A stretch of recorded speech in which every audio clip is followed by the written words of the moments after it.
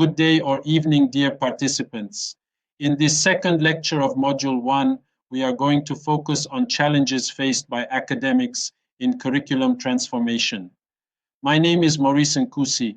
I am the facilitator of this lecture. This lecture is powered by Microsoft Copilot. Take note that this lecture and the following other four were designed from UNESCO IBE Curriculum Resource Pack, CRP 2023. Let us introduce this lecture. As you are aware, teaching is not a simple or straightforward task that can be done by following a fixed set of rules or guidelines. Teaching is a dynamic and creative process that requires constant reflection, adaptation, and innovation. Academics are dealing with multiple and sometimes conflicting demands, such as meeting the needs and interests of diverse students, implementing the prescribed curriculum, assessing the learning outcomes, managing the classroom environment, collaborating with colleagues, internal and external stakeholders, engaging in professional development, and coping with the changes and challenges of the society. Academics are expected to make informed and ethical decisions every day based on their knowledge, skills, values, and beliefs. Academics are also agents of change who can influence and shape the future of education and society by fostering critical, creative, reflective, and innovative thinking, social justice, and global citizenship among their students. Therefore, teaching is a complex and demanding profession that requires continuous learning, improvement, and transformation. Thus, based on what I just stated above, I am sharing some challenges that academics involved in teaching may face in curriculum transformation. 1. Resistance to change. In order to successfully transform a curriculum, significant alterations need to be made to pedagogical practices, course materials, and assessment methods. It is likely that academics are reluctant to make these adjustments out of fear of the unknown or a reluctance to alter their existing techniques of teaching because they've found successful or suitable to them with the way they've been doing things. Resistance to change is inbuilt in most humans, and academics are no exception. Resistance is normal and is inevitable, but the question is how to manage it and transform it into a driving force for quality teaching. 2. Lack of resources. In the event that the curriculum is reviewed and altered, it is possible, even mandatory, that updated textbooks and other learning materials and technological resources may be necessary. If educators do not have access to these resources and cannot develop them or use open educational resources that are aligned to the reviewed curriculum, it may be challenging to implement the new curriculum in an effective manner, and as a result, students will not experience quality learning and consequently will not achieve the set intended learning outcomes. 3. Inadequate training in limited time.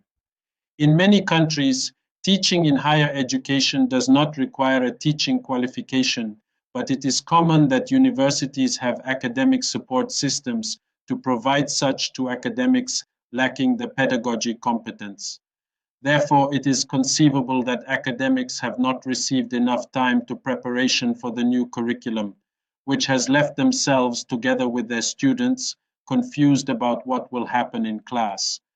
When academics are put under pressure to cover a significant amount of materials in a relatively short amount of time, or they lack the know-how to implement the curriculum due to lack of sufficient pedagogical skills, it can be difficult for them to properly implement new curricula that are both transformative and innovative.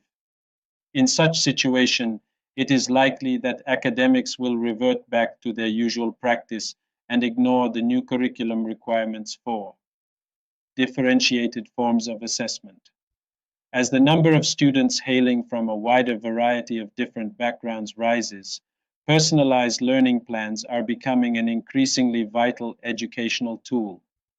Take note that personalized learning means that the learning process is tailored to the individual needs, interests, abilities, and preferences of each learner. Personalized learning aims to provide a more engaging, relevant, and effective learning experience for each student by taking into account their prior knowledge, learning styles, goals, motivations, and aspirations. Personalized learning can involve different strategies, such as differentiated instruction to facilitate learning, adaptive learning, self paced learning, mastery learning, or student choice. Personalized learning can also leverage technology such as artificial intelligence, learning analytics, or digital platforms to support and enhance the personalization of the curriculum, assessment, and feedback. Personalized learning can benefit learners by increasing their autonomy, agency, and ownership of their learning, as well as improving their academic outcomes, motivation, and satisfaction. It is a fact that it is possible that the implementation of personalized learning can be difficult in large classrooms because it calls for academics to deliver personalized education to each individual student. It is also likely that previous methods of assigning grades to the subject will not be applicable to the new curriculum. It is possible that academic will need to come up with innovative methods of assessment to determine whether or not students have achieved mastery of the new standards. 5. Equality and inclusivity. The new curriculum needs to have enough flexibility built into it so that it can accommodate the needs of students who come from a wide variety of different kinds of families. It might be difficult for academics to ensure that the new curriculum is fair, it considers a variety of students' points of view, and is accessible to all people. 7. Technology integration. Because the reform of the curriculum is dependent on technology advances, educators are required to have a working knowledge of these technologies. If educators are not familiar with the many tools and resources available, it can be difficult for them to properly integrate technology into the classroom to assist their students in grasping and retaining the knowledge required. Artificial intelligence technologies also deserve a mention here, as generative AI will have a huge impact on the teaching and learning practices of K to 12 students as well as educators. Built within these transformed curricula should be policies governing the best use of the AI technology to maximize growth. However, the good thing is that there are some solutions to the challenges above. The following are some ways the challenges can be addressed. Firstly, identify the needs of the students. It is necessary to have a solid understanding of the requirements and circumstances of the students. Interviews, focus groups, and questionnaires administered to students, academics, and other stakeholders involved in teaching, learning, and assessment are all viable methods for gathering this data. This will assist academics to develop a curriculum implemented that is approachable for students from a variety of different backgrounds. Secondly, develop a clear vision.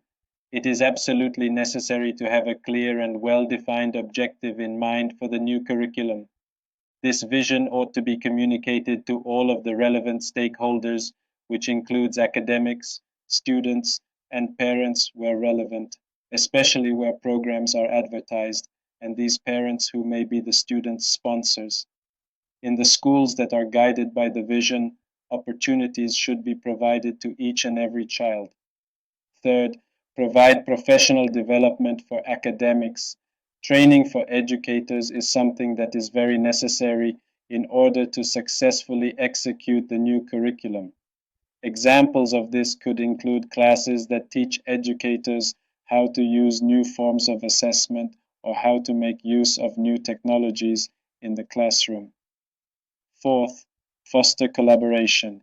Any attempt to alter the curriculum will only be successful if it is a collaborative effort on the part of academics, students, industry, and the wider community. This can be achieved through maintaining open lines of communication and participating in team building activities such as meetings and workshops. Fifth, use evidence-based practices. The new material for the course ought to be based on methods that have been used before and have a track record of being successful. Data can be used to inform decisions, and research can support in the creation of curricula. Sixth, ensure sustainability. During the process of developing the new curriculum, making sustainable practices a focus ought to be a top priority. This requires ensuring that the necessary materials to implement the curriculum both exist and can be accessed by the appropriate individuals when necessary. Seventh, encourage feedback. It is essential to routinely collect input from academics, students, industry, and other stakeholders in order to ensure that the newly developed curriculum is catering to the requirements of all students, including those with special needs. Let us reflect a little bit now. As you are aware, education is a very complex profession and very essential to ensure a country's development in different domains such as the economy, society, and environment, etc. What questions should we start asking ourselves? Some questions may be the following. 1. What challenges am I facing right now related to curriculum transformation, taking inspiration from the discussed different types of challenges? 2. What may be the reasons why these challenges are there at the first place? 3. What kind of strategies and tactics can I put in place to overcome them? In this situation, assume that resources to address them, once available, will be made available to you. Reflect in writing on these three questions using the Gibbs Reflective Cycle Guide, which will be shared with you in this module. Compile your reflection in the e-journal available within the e-learning platform in use in this self-paced online course. Share your reflections with your colleagues at work and also share them on the Community of Practice platform, which will be shared with you. To conclude this lecture, we have explored some of the challenges that academics face in curriculum transformation, such as resistance to change, lack of resources, inadequate training, differentiated assessment, equality and inclusivity, classroom management, and technology integration. We have also discussed some possible solutions to these challenges, such as identifying the needs of the learners, developing a clear vision, providing professional development, fostering collaboration, using evidence-based practices, ensuring sustainability, and encouraging feedback. Curriculum transformation is a complex and ongoing process that requires the commitment and participation of all the stakeholders in the educational system. As academics, you have a crucial role to play in this process, as you are the ones who will deliver the new curriculum to your students and help them achieve their learning goals. I hope this lecture has given you some insights and ideas on how to overcome the challenges and embrace the opportunities of curriculum transformation. Finally, be aware that you have some activities to work on after you thoroughly revise this Lecture 3. If you have any questions or challenges with any of the concepts discussed in this lecture, please use the discussion forum of Module 1 to ask questions and answer other participants' questions as well. Thank you for your participation.